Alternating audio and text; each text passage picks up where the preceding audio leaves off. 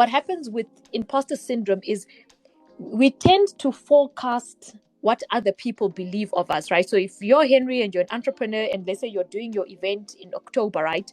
Yeah. What someone with imposter syndrome would do is they will spend the entire time forecasting, what are people going to expect of me? Am I going to live up to those expectations? What if this? What if that? Right? And, of course, those sound like good questions to ask if you're preparing for an event, if you want to do well, right?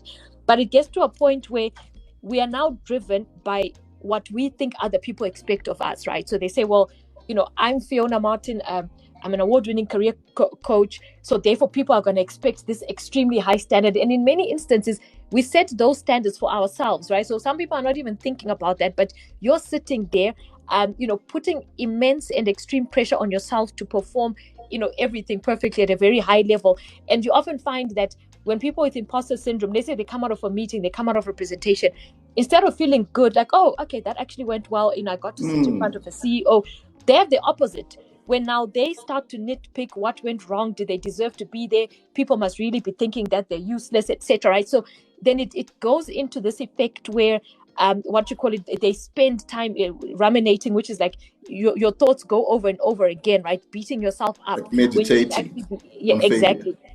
Or meditating on the failure.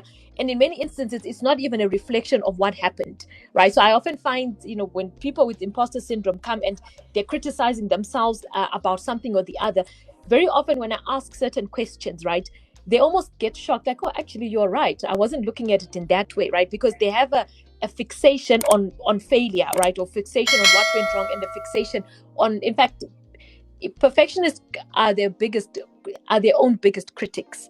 So a lot of the things they criticize themselves on, other people are not even thinking about, right? Other people are not even expecting that level of perfection. Like no one knows your presentation. Like it's your Yeah, presentation. exactly. No one knows it. So why are you stressing about it?